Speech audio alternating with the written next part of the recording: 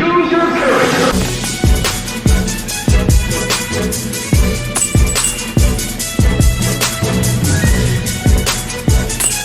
Hey, KCay, what's up? And welcome to the Upper Park Disc Golf new podcast series that we're launching. Thanks for joining us today. Thanks for having me. You were definitely one of the first people that we thought of when we thought about doing this, just because you have been with Upper Park for such a long time and you're so influential, honestly, in the disc golf community on the internet and also just out there as well. Can you talk to me a little bit about what got you started with disc golf in the first place? I've always played ultimate frisbee, so I started throwing a disc in a different sport, and my brother showed me it when I was in high school, and I didn't really love it at the time. It was fun, but didn't think I would eventually have a niche on social media with disc golf as a whole. And then as I was in college, I played more ultimate frisbee with my friends and played for the club team in college, and then every weekend we would usually get out and play around casually. And then it wasn't until probably 2, 3 years ago, pretty much when the pandemic hit, that I turned it into my niche and my content and just started rolling with it. I love it. So, I mean, with that, you make a ton of cool videos. If people have not seen them, they definitely need to go take a peek at that. We'll have your link in the bio here. But how did that get started? What kind of inspired that trend for these crazy videos where you're slapping people and throwing the weirdest objects you could find? I mean, I started off as a creator on TikTok, not for anything disc golf related. And I did that for about a year and a half and just figured out how to essentially work the algorithm and what got shares and views and what people liked. And then eventually I turned all that knowledge that I learned from that and just applied it to the disc golf world. Um, but it really just comes down to, would I share this video with someone? Is it relatable enough to share with someone? And that's kind of my mindset whenever I'm posting a video. Well, it makes me laugh because I know you through Team Upper Park and through what you've been creating, and I hear things all the time in my own personal community of disc golf of, oh, did you see that guy that threw pizzas and kicked his brother and things like that? And it just makes me laugh knowing you and just knowing some of those things that you're doing. So with that, what was one of the hardest ones that you've had to film, and can you talk about why that was? Yeah, I would say I strive for the easiest and laziest content possible. The harder ones are trick shot related ones. I had one where I did a between the legs, not even a real ace, it was just in my backyard, but from a decent distance. So that one took hours. That was by far the longest. The basket's at 175 from here. We're going to ace it with the between the legs.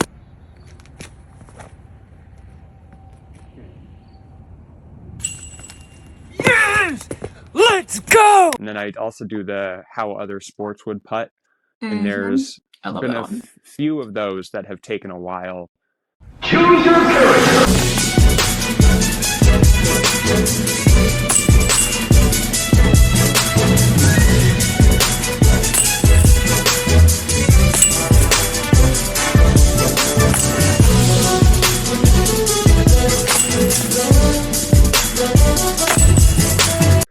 But yeah, most of my content is how do I turn a video into content and do it as quickly and efficiently as possible. I know a lot of it stars as your brother, I guess, to Yeah. go along with you. Did Yep. the ending of these start just because you wanted to beat each other up? Because there's a lot of kicking and punching and slapping involved. Do we need to be Um, concerned? no, it definitely started with, again, more from my standpoint as a creator. How do you get someone like to watch towards the end of a video? And it's like, okay, well, there's got to be a consequence to get the viewers' stakes up and get them involved. And sometimes it escalates to a kick in the nuts, but typically it's a slap. And the closer I am to the person, the harder those slaps and kicks in the nuts are. So, I love that. And I mean, you talked about the amount of time that you're putting in these videos, which the like putt like a sport, that one was that series just cracked me up because of how accurate they were, but also how good at putting you were with each of them. But like you said, it takes a lot of time. So can you talk about what drives you and how you stay motivated to keep creating these really cool videos and coming up with the ideas? Yeah. I mean, I think just the more viral videos get, the more followers you get, and then the more kind of opportunity you get. Like having the opportunity to be a part of Upper Park, that wouldn't be possible without the platforms and growth that I've had. So that's a big motivator to me continuing this, and then also a little of my own ego of craving likes and attention through internet. That's a big driver as well. But it's just I have a lot of fun doing these. Like I don't do anything that I'm not enjoying myself. So these are all fun for me and my friends when I'm doing it. And there's also like in the difficult ones that do take a little bit, it does give you a good feeling of satisfaction to finally make one of the shots or just hit a crazy putt that you were kind of going in expecting not to be able to hit it, and then you get it. Yeah, absolutely. Now I know a lot of your videos are the like how many shots does it take with XYZ object? Do you have a collection of those? Is it in that locker behind you? Like you have to have a collection somewhere of all these odds and ends of disc shape or not disc shape things that you've been throwing in these videos. I put a storage bin in my trunk of my car, and most of the things are just in this storage bin. So it's yeah, it's a very obscure bin of items that are just compiling in there. So if some random person gets into your car, that'd be a difficult conversation. Yeah, if they came across the dill disc, that would be pretty weird to explain. I had a lot of people telling me the dill disc will never work in snow and only worked on the ground. Well, now that we finally have a foot and a half of snow, this is the moment of truth. And it's a success! As you can see, the patent pending technology worked perfectly, and we can easily insert this right in with no problem. Or fun. We love Yeah. that one. So I know you mentioned like you're doing a lot of content creation, but as we've seen from some of the videos that you've made for Upper Park, you have a big background in a music career. So can you talk about kind of how those two sides of you, those two hobbies have blended together and kind of become one with who you are now as a content creator?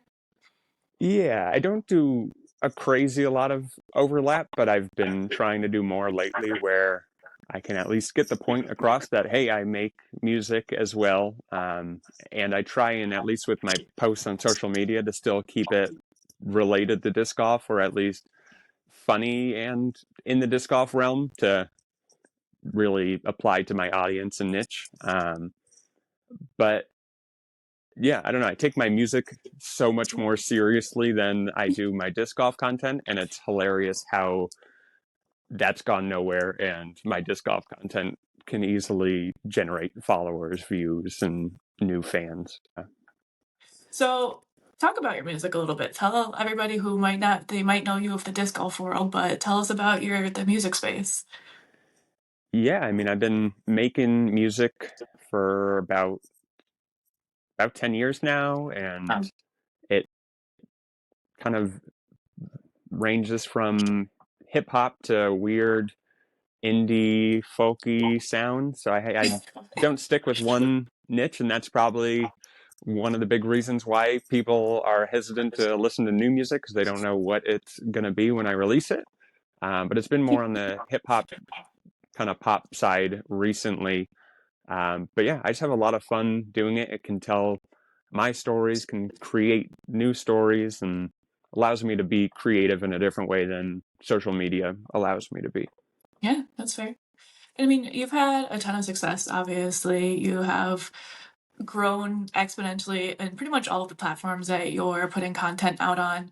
Can you talk, so somebody who is new to the scene, they're looking, whether they're a disc golfer, a musician, whoever they are, they're looking to really increase their exposure and get better at that content creation. What advice would you give them to get started from an expert like you? If you're looking to grow, it's just got to be having that mindset of would someone share this with their friend? Is it that good that someone's like, I need to show my friend this because it's relatable to us? And then once you get in that mindset, you just have a whole new direction on how to make content and what to do with your platforms. So where can people find you if they're looking to get some KCay content? Any social media platform for the most part, TikTok, Instagram, Shorts, Facebook, or I guess that's it. I don't know if there's any others, but all of them are KCay Music and Disc Golf, or just KCay Music. Perfect. So what got you in Upper Park and what makes you like the brand and the products and how does that kind of blend with your style?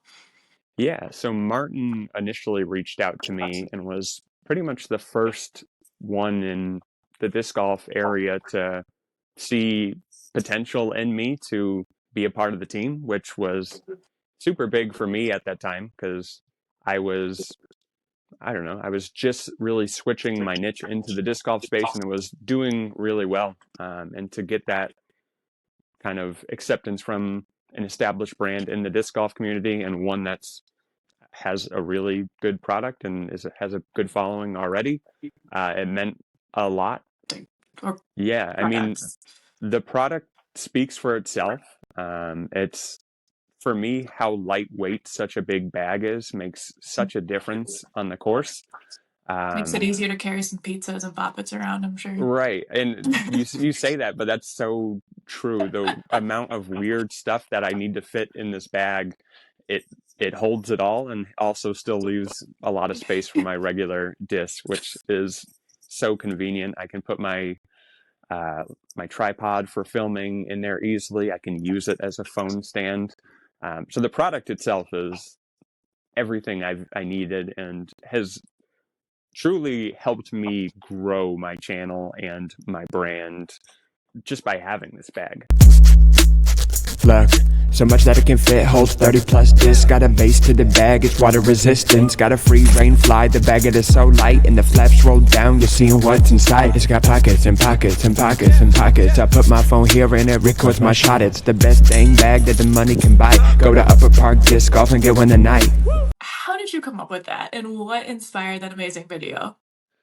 Um, there was no instruction or direction other than just do you. And I took that as let's make a song and let's use the bag zipper in the beat itself, which came out pretty sweet. And lyrically, I don't know, whenever I get in a creative zone, lyrics just come out really quick. So it was a super quick and efficient video for me to make, surprisingly. You would think something like that would take a while, but I think I made it in one morning from creating the beat to writing the lyrics to filming everything just for the video itself. So it's always fun when something can kind of work out that quickly, and it gives off that it may have taken longer than it actually did.